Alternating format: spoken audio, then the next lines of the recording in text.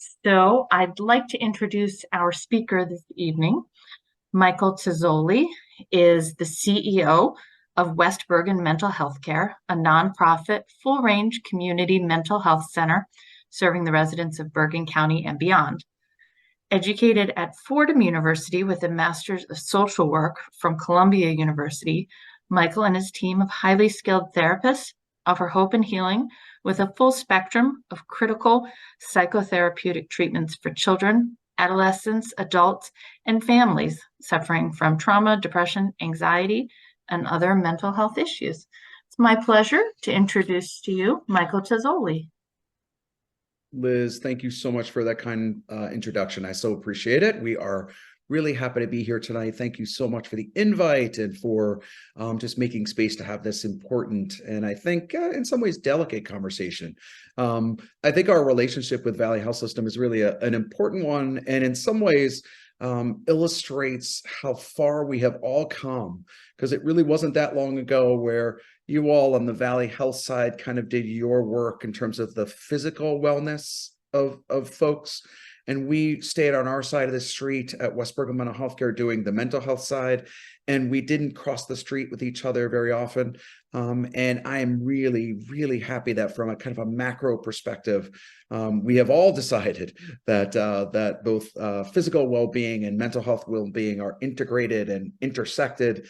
And therein lies the partnership between Valley Health System and West Bergen in terms of partnering in the community to educate folks and really just have conversations that are important and that will just help us all keep moving forward in the journey of life. So thank you both for the invitation this evening, but also for your relationship. It really means a lot to us. West Bergen, located in Ridgewood, we are very proud to be celebrating 60 years this year.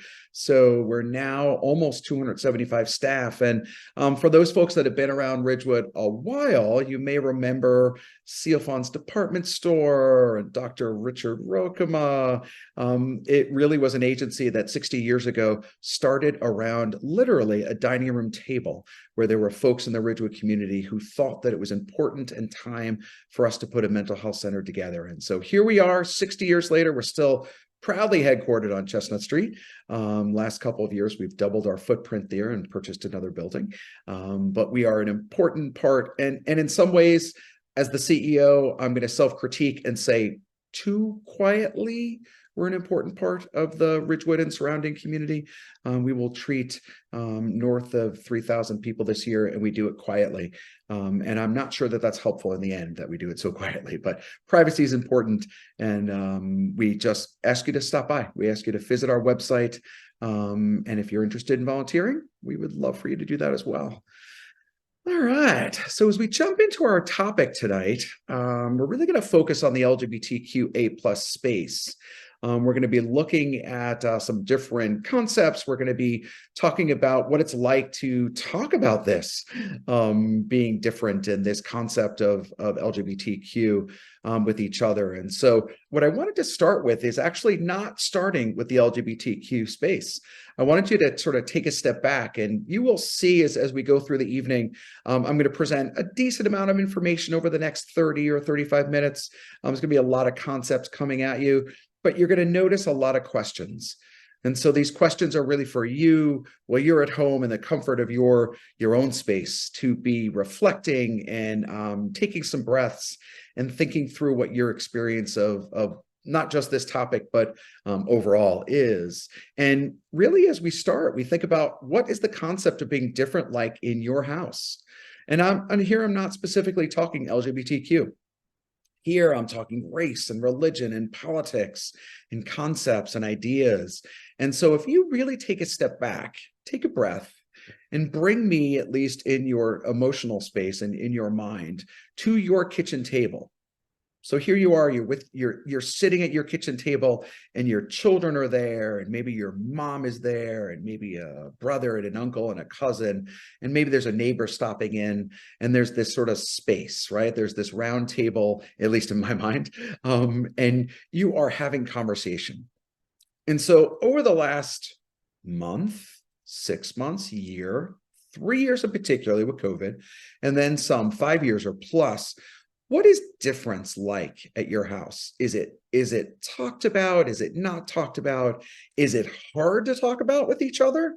Do we have significant differences? Do you and your brother-in-law, for example, have markedly different political views? And how do you manage that? What does that look like both at that kitchen table and a month from now at the Thanksgiving Day table? How do you manage that difference? As your kids have come home and your kids have gone to different houses, right? Maybe they're playing across the street, or they're around the corner and meeting new folks as the years go on in their school and educational system. And they come home and maybe they've been in a house with a completely and utterly and totally different culture. Maybe there's a different language that's spoken. Maybe the food is different. Maybe the actual house looks and feels differently. And so as we picture your child coming home and we're having this dinner together, what does that conversation look like? Is it positive? Is it neutral? Is it a little negative? Is it scary? Is there fear attached to it? Or are we leaning in curiosity, a key concept here, the concept of wondering and asking and listening to our kids in a way where we're curious about what their experience is like. And so think about that. Really bring to mind what difference looks like in your home and how it feels. And now let's move a step forward. And I need you to be here very, very self-honest. This is a self-reflection moment. In some ways, I don't love Zoom presentations. I have to tell you, I prefer them in person. Love to feel the energy of the room. I love to walk around a room and connect with people and just be part of that connection with each other. But for some conversations, and for some of these slides, this is a good one for us to be doing from Zoom, because you are home. You're by yourself, or maybe you have a partner or a friend, or maybe one of your children is sitting with you. And really completely think about, in an honest moment, how you feel about the LGBTQA topic.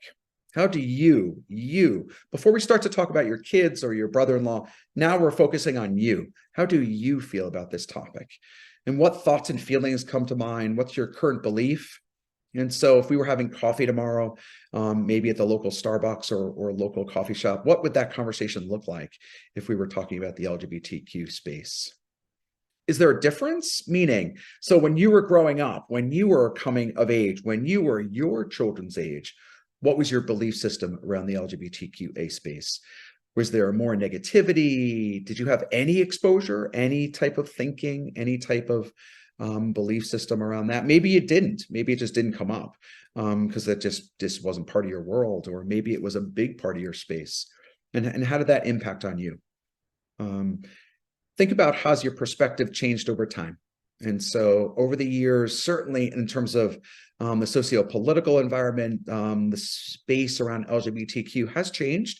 It obviously has some significant geographic correlations, but certainly same-sex marriage is legal, and that was not the case many years ago. No, actually 10 years ago this month, same-sex marriage became legal, and so at least in New Jersey and then across the United States. And so what was your experience where you were growing up? What was that like? What was that? What did you internalize? And how do you feel about it today? And so the reason we're thinking about this, by the way, these skills in terms of thinking about how differences are handled at your kitchen table, what your thoughts and feelings are really critical in terms of when we go into these conversations with our children about things that are different than ourselves, that are completely different. We need to be aware of ourselves. It's helpful to be incredibly aware of our own thoughts and our own feelings, just so you can kind of navigate that river. You can sort of see that big rock over on the left, and you can see the running water on the right, and you can kind of navigate this boat down this river. But unless we have full awareness of our own experiences, of our own perspectives, that it really can make it difficult to have difficult and awkward and at times uncomfortable conversations with our kids about any topic. And so self-awareness, really critical to relationships, by the way, and critical to the world. So let me just share with you that when I was growing up, it was it was probably the 1980s. I was in grammar school, and I had a friend down the street, and my friend down the street's parents were divorced, And we used to go visit his dad every couple of weeks, and he was a very close friend of mine. And so we would go visit his dad. It was really a nice experience. In many ways, that sort of classic divorced every other weekend visitation kind of thing. And I remember when I was about 11 or 12, I remember going to visitation down the street, and we always got picked up, and we always did something fun, right? We were going bowling, or we were going to the movies, or we were going, in some ways, it was sort of the Disneyfication of visitation in many ways. And all of a sudden, my friend's father, his name was Al, my friend's father had a friend with him. He was a man, and I didn't think anything of it. I thought that we were just sort of together. I thought that he was, oh, cool, he's going to go bowling with us. This is great. And then a few weeks went by, and we did visitation again, and the friend was there again. And then a month or two went by, and we did visitation, and the friend was there yet again. And so the years went on, actually the months went on, and the years went on. And I went home at probably after about 8 or 9 months of this, and had a conversation with my mom. And I'll never forget this conversation. I can tell you where I was sitting. And I, of course, was not aware then, and I'll be honest and open here, that I am a gay man. I was not open then. I was not aware. I was certainly too young, at least at that point yet, for me, in my experience at least. And my mother and I had this very interesting conversation about the relationship between my friend's father and his then partner. What that looked like, what that felt like. And my mother normalized it very much. She taught me in that moment, and I can remember the words that she used. She said, "It is just like your aunt and your uncle. It's just like the neighbors across the street. It's just a little bit different, but love is love." And I'll never forget that. And I am grateful for the experience that I had, an internalized positive role model that I saw out in the community, that then my parents reflected on in a positive way. I realize that I'm perhaps a needle in a haystack, right? That I'm kind of 1 in a million on that one, as it relates to the intersection of a close friend, his dad being gay, and myself and my own development. But know that my mother's reaction and how she set the tone, what that looked like, what that felt like, really had some prolonged and everlasting impact in terms of who I was and what I was about. And later, I'll touch on that again. So now we're reflected on how we handle difference in our home. We've spent a little time self-reflecting on ourselves in terms of how we feel, and I really do mean feel, and what we think about the LGBTQ space. And now we're thinking about kids. We're kind of moving from ourselves. Now we're coming out from ourselves and our own experience. And we're thinking about our kids that are different than us. And so our kids may have choices that are different than ours. They may have values that are even different than ours. And a kind of a simple example of that would be politics.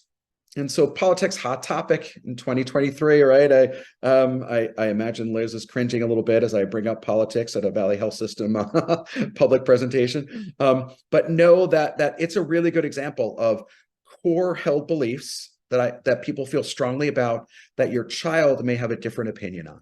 And so that other family members may have a different opinion on. And how can we lean in and make that okay? In some ways, it's the question of the day, right? In terms of the overall politics of today, how can we be together, sitting together, and be different and have different values?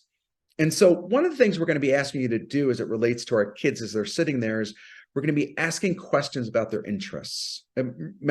Earlier, we mentioned that concept of curiosity. Therapists use, by the way, this concept a lot. I'm curious about what your experience is like. Help me understand, a key, by the way, key therapist, kind of nerdy therapist phrase. Help me understand your experience. Help me understand what it was like to go down the street and be in a house where English was not the primary language. What was that like? And then the trick with our kids is to ask those questions, lean in with curiosity and lean in with thoughtfulness, and then listen and stop talking, and really being part of the process is to actively and intently listen to where our kids are and what they're telling us. Because our kids will tell us a lot. They really will, if we can sort of manage, again, earlier concept, right? Managing our own thoughts and feelings. If we can manage our own thoughts and feelings, we're able to hold ourselves and not need to fill in that space and listen, then we probably can get a lot of information from our kids. Curiosity about what their lives are like. In many ways, this is a great concept for the entirety of what it's like to spend time with our children and create space. What was school like for you today? Not what happened, but what was school like for you today? How did you experience that? What was that like for you? How did you feel about that? So feelings words, like words, thoughts, not necessarily reporting in. Moving forward, as we move into the LGBTQA space, a couple of concepts that I'd like to clarify and just articulate here a little bit. There's a little bit of confusion around a couple of these concepts, so I've boiled it down. I've categorized it a little bit and hope that this might be helpful for you as your kids may come home and sit at the kitchen table and talk about a friend or a kid in class or a teacher or someone that they know in the community that maybe has come out, right? Or maybe they realize that, as I did, they realize that their friend's parent may have a significant other that is of the same sex. And so how do we make sense of that? What are we doing at our kitchen table to kind of process that and think about that? So the first thing we want to do is kind of understand concepts. So sexual orientation is who we are attracted to. Fairly simple concept. It's who you are physically and romantically attracted to. And although there are some more subtleties to this, we can basically boil it down into straight, which is heterosexual, which is attracted to members of the opposite sex, gay, which is attracted to members of the same sex, and bi, where folks are attracted to males and females. And so that's sexual orientation. So sexual orientation, again, who we're attracted to, who we are romantically drawn to. Both sexually, romantically, and just want to be with and spend time with in a romantic kind of way. Gender is a person's sense of being a man or a woman or both. And so gender, and if you hear nothing else from our talk tonight, and as your kids come home and start to think about these concepts and talk about them, understand that sexual orientation and gender are not the same thing. When I do this talk live, I'll usually have folks repeat it in the class really loud. Sexual orientation and gender are simply not the same thing. And it can be confusing. And in our culture in particular, we tend to conflate them and we sort of think of them as two overlapping circles. They're really not. They're two separate things. And so gender can really be broken down to cisgender, which is with gender that aligns with sex registered for them at the time of birth. Most people statistically are cisgender. I am cisgender. So I was born a male. I have male on my birth certificate. I was raised with gender norms and gender expressions that were male related, and I still identify as a male. So I'm a cisgender male. Transgender is when the gender does not align with the gender assigned at birth. Okay, so male to female, so-called M to F, or female to male. FTM, your kids may use that kind of language, female to male, FTM. That's transgender. Gender expression is simply the external manifestations of gender. And so there are some that are sort of stereotypical gender expressions. Examples would be, I have a kind of a stereotypical gender expression of a male. I'm wearing a business type collared shirt. I'm wearing a sweater, although certainly females can wear a sweater. I wear a male watch that's usually associated with being a man. I don't wear any other jewelry. I don't wear earrings. I don't wear things that I'm sort of a typical, in terms of my gender expression, cisgender man. Other people, in terms of how they express themselves, may do it differently. And there's some fluidity there, and we're going to get into that concept in a minute. But understand that gender expression is something that we all have. And you, in fact, if you take a pause and breath right now and think about how do you express your gender?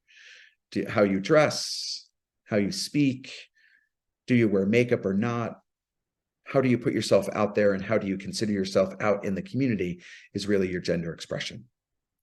Folks that are non-binary do not identify as either male or female.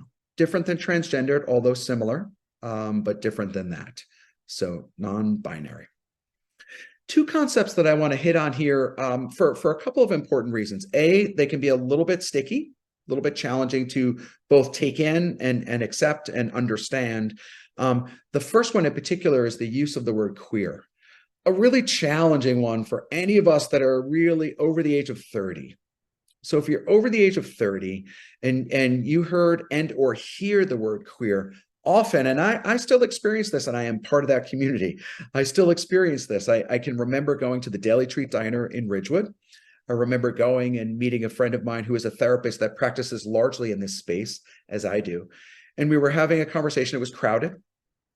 And his use of the word queer started to make me uncomfortable.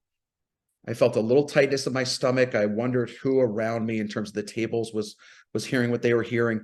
I was really upset that I was upset, but I'm being completely honest that I was unclear about how I felt about it.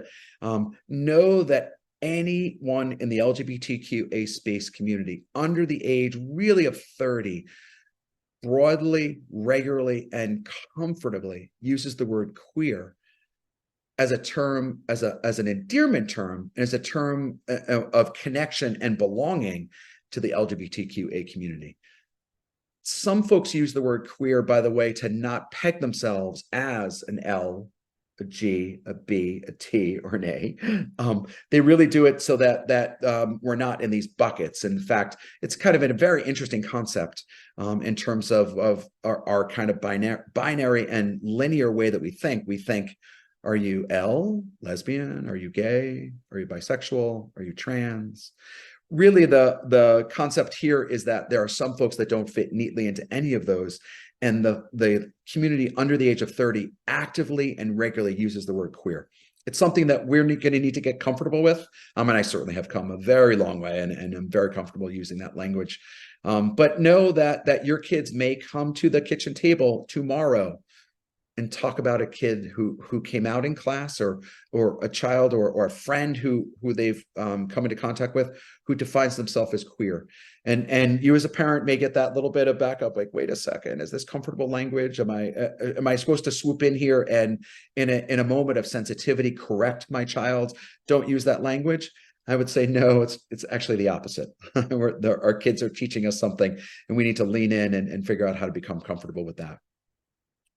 The concept of fluidity is changes in both sexual orientation and general identity, particularly gender identity over time. And so, very interesting. The concept of fluidity has been around a very, very long time. Kinsey, you all may be familiar with the very, very famous sex researcher, Kinsey, who did a lot of research around sexuality, really in the 1960s, 50s, into the 60s. And one of the things that made Kinsey kind of interesting is he had this scale. It was called the Kinsey scale, and it was 0 to 6, and it was exclusively heterosexual and exclusively homosexual at the other end of the scale, and the scale was kind of in between. And he theorized that people sat somewhere on the scale. That was a very controversial at the time that he came out with that. The second part of his theory that was very controversial, and admittedly, I'm kind of a history buff.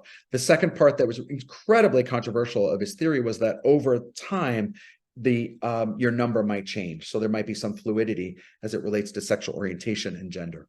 And so fluidity, a really hard concept for us to sit with, because we really try, okay, someone has come out to me, I'm wrapping my thoughts around this, I'm going to get comfortable with it, I'm going to lean in and really wrap my arms around this and be comfortable, and then it may change.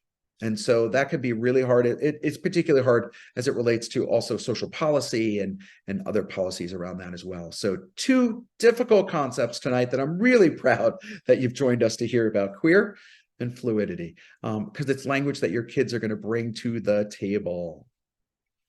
So our kids are here now, they're at the table, we're having this discussion about a friend of theirs or someone that they've come into contact with.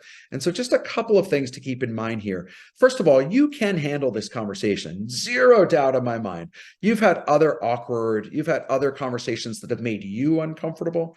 But luckily, we've already reflected on who we are and what we're about and what our own thoughts and feelings are. So we're coming into this conversation as parents as self-aware and really balanced in terms of our process. We're going to be looking at simple and straightforward answers. We're going to modify those answers depending on the age of the child, of course. If we're having a conversation with an 8-year-old, it's going to be different than a conversation we're going to have with a 16-year-old. Although the content may be similar, we're going to change our language and we're going to slow up a bit. We're going to really pause, as we are with any of these conversations, by the way. We're going to very much pause and think through and be checking in. How are we doing? How are you doing? Do you understand what I meant? Any questions? Do you have any thoughts? Anything like that? I will tell you that these are great, great. As a family therapist and someone that works a lot with families and a lot with kids and a lot with parents, I can tell you that these are amazing opportunities for you all to develop the skills together in terms of talking about something that might make us a little bit uncomfortable, might make us all a little bit edgy. And so these are really, really wonderful conversations to have. They're wonderful skills to build. You're having this conversation, you're going to be, in my mind, a 2-to-1 ratio. I used to have a clinical supervisor, and I know it's a little bit of a cliche, but I had a clinical supervisor who used to say, Mother Nature, God, however you want to conceptualize that, gave you 2 ears and 1 mouth. If you stick to that ratio with parenting, life goes a little bit better. So we're going to be listening a lot. We're going to be certainly filling in. We're going to be educating. We're going to be conceptually kind of coming together, but we're going to be doing a lot of listening, and we're going to be pausing and really taking that in and reflecting back. And so what I mean here in terms of reflecting back is your son or daughter comes to the table and they describe something in terms of sexual orientation that a friend has come out. And they're struggling a little bit with how they feel about it. And so we're going to be swooping in and helping them identify how they feel, what their thoughts are, certainly what your concepts are as it relates to your own house and what's okay in your world. And then really kind of checking in whether that fits with their language. Reflecting back what you're hearing is really what we're talking about here. The most important thing I can bring to you as well is to follow up. I think sometimes folks have these difficult conversations and they do a really good job. They lean in, they have these conversations, and then it's not mentioned again. And so when things are not mentioned again, when we have one intensely emotional conversation followed up by nothing, it sends an unintentional, absolutely, but unintentional message that A, we might be uncomfortable with the topic. B, we don't want to talk about this, right? Because we're not. And so it may be sending some negativity and some messaging that you're not intending to. So we're going to want to have our conversation. We're going to then try to follow up 3 days, 4 days, 5 days. We're going to be having maybe little check-ins. How are you doing? Hey, and I would be doing very first person. I really enjoyed our conversation last week about Bill. I thought that was a really interesting conversation. And I find myself, and I'm role modeling here, I find myself thinking about that a lot. What have you been thinking about? Any thoughts on that? Anything? Where's your head? Where are you at with that? Like, these questions in terms of where are you at? Where are you in terms of this topic? Non-judgmental, open, really is just trying to understand, again, that leaning in and trying to be curious in terms of where they're at. So really thinking that through in terms of concepts and overall. You can do this, and you will do this with your kids. You'll do this whether your kids are 10, they may be 12 or 14, and you may have a kid that's 25 that may come home and start to talk about a cousin that comes out to them that you were not aware of, and you may be in this conversation in a very, very kind of different way.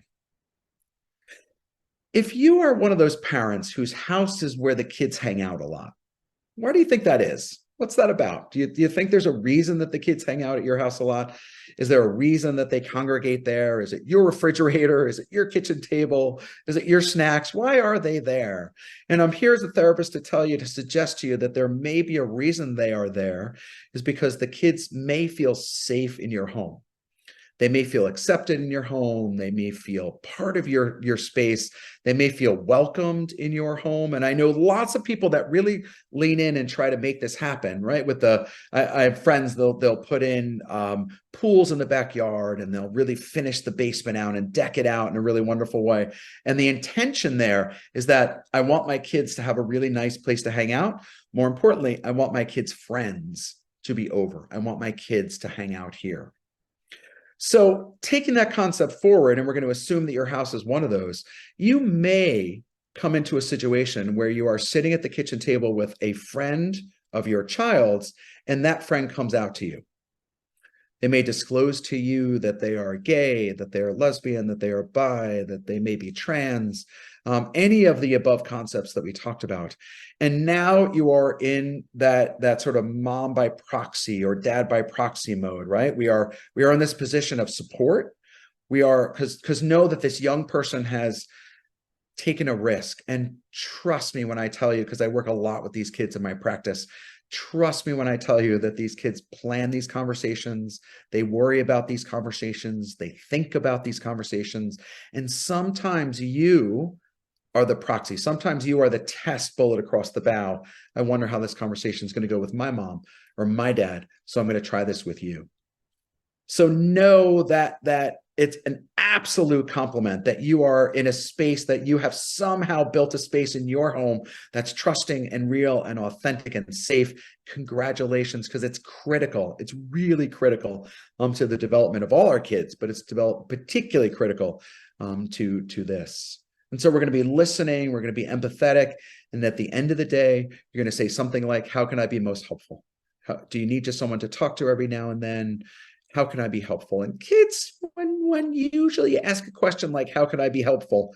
Usually they're going to chime in if they have something in mind. And so kids are not usually shy around that. Know that if you are trusted with this information, I would strongly encourage you not to share that with his or her parents until they are ready. Know that that's a process unto itself, but that if they have trusted you, it is really an important and special moment. I am very aware, however, that that may put you in an awkward or uncomfortable situation as you run into their mom at King's in Ridgewood or Stop and Shop, or you may be at a store, or maybe even your friend's mom is a really close friend of yours. That can be really hard. And I just want to acknowledge that this is much easier said than done, that there then is this kind of pink elephant in the living room kind of process. And where we go with that is there's lots of different intersections and lots of, we could do a whole presentation just on that actually at some point, and maybe we really should. But as someone is coming out to you, we're really going to be leaning in. We're going to be listening, and we're going to be listening, and we're going to be listening in that most non-judgmental and open way that we can, in a way that we can be thoughtful and know that they are accepted. We want to build trust wherever you can, and that means directly saying to them, I believe you. Thank you for this information. I believe that you're trusting me, and it means a lot to me in that authentic and real way. Thank you so much for sharing this with me. I know that this conversation has not been easy. I bet that this was really scary. And I just want to give you a hug and let you know that you're okay and you are welcome in this home. You are welcome in this space. So know that as they come out to you, whether they're 12 or 22, or again, it may be that nephew that's 32 that comes over for a cup of coffee, there's a skill set here in terms of being open and curious and accepting in terms of who they are and really, really what they're about.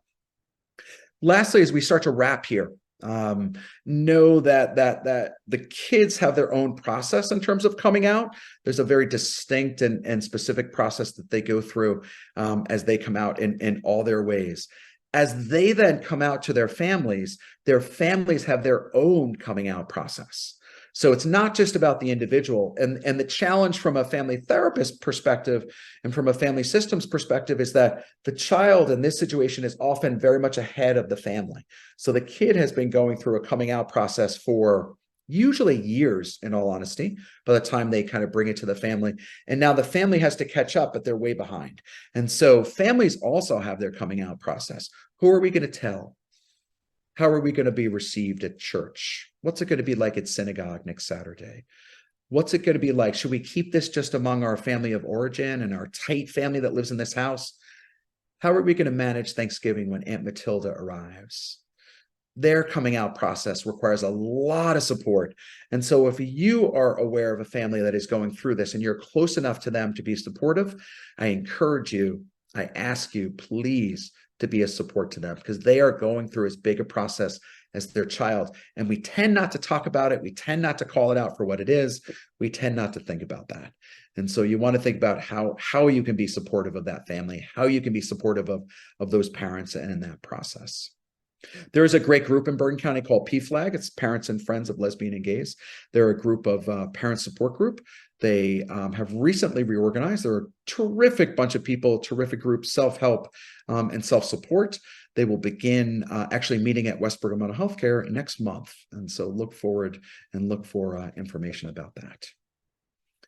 So as we wrap, We ask you what questions you might have. I know we've had a lot of thoughts and a lot of ideas and a lot of concepts. Again, I want to thank you so much for really being here tonight and for electing to come into the space and electing to even have this conversation. It's been really an important one, and I'm really proud and pleased that you're able to join us tonight.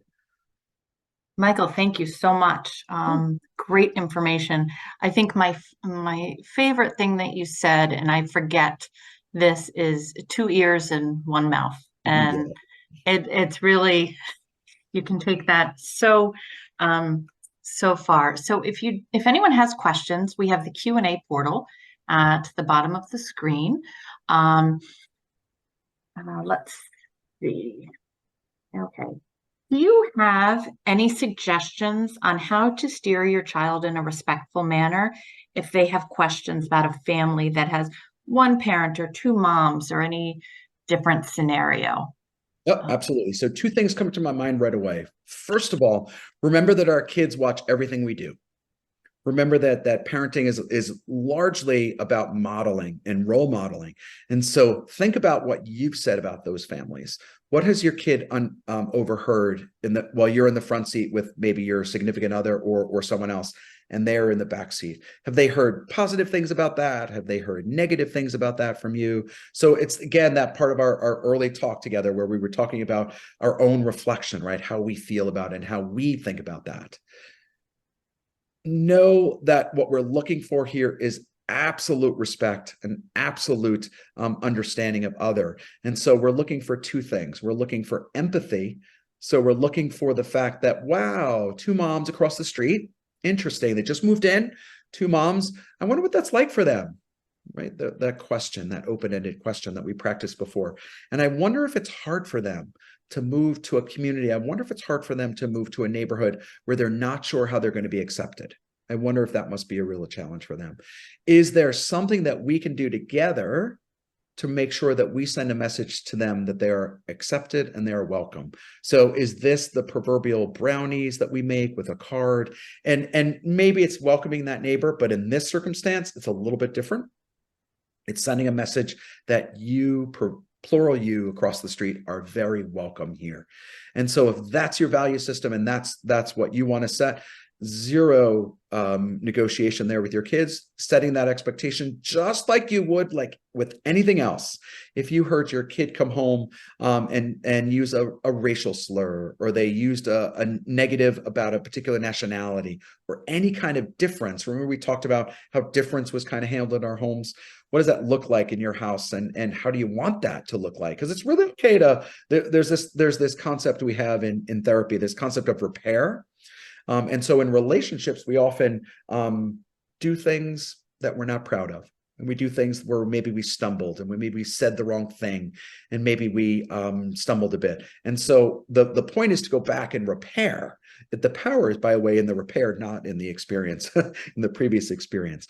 And so it's really okay if you have had those situations where maybe you've kind of come along, right? You've changed your mind, as so to speak, as things have come along.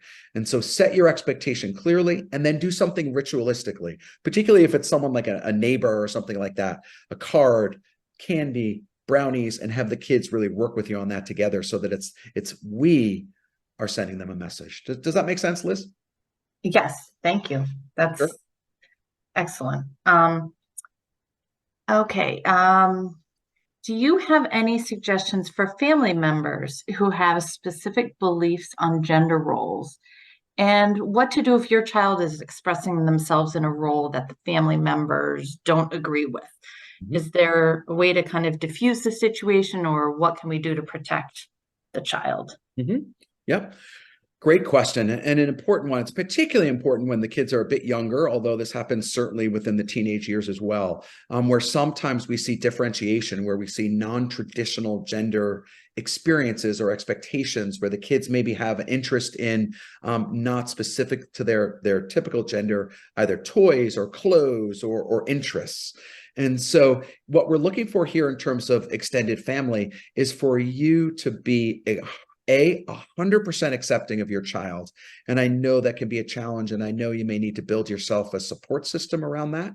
And we can certainly help you with that, as can PFLAG. And there's lots of resources, lots and lots of resources, many of which and all of which I'm incredibly happy to share with you if that would be helpful. Setting the expectation with those extended family members, and maybe it's a cousin or an aunt or an uncle, and it may require a phone call from you. It may require, and these can be challenging calls where you call up and say, listen, my son is into dolls. He wants this for Christmas. I'm going to get it for him, just so you know. And we're really looking for you to be supportive of this, I get that this is different, but in our house, this is okay. And I need you to sort of stick with my ground rules. So you as the parent are going to set the tone both for the child, and then so too for the extended families. The same tone, we're going to be as consistent as we can. And it's that 100% support, fiercely loyal, which I usually don't have a problem evoking in parents. Parents usually are very protective. I think Mother Nature kind of kicks in there as well. This, I admit, may be a challenge, but it can be done. But it may require some direct conversations with those extended relatives in a way that maybe you've not had before. And I can understand that. You may need to get some support, lots of literature, lots of support out there in the community, with many, many, many people that have had exactly the same situation that you're in. You are not alone, is really the point here. Another great, thank you. And I think you touched on this before, but how detailed should a parent get or be when answering questions about sexuality? Because it's such a heavy question. And then if a 4-year-old is asking it, do we Yep, great question. Great question. So we will have 4-year-olds that will ask 4, 5, 6, 7 as they see things in the community, as they as your sister-in-law comes over with her partner of the same sex, there may be a question that comes up, right? There may be a discussion that comes up. And so we're gonna settle in an age-appropriate way. So in exactly the same way that you might, if that 4 or 5-year-old would ask a question about your uncle who's dating a woman, you might say, yep, Aunt Jenny's coming over. She's going to have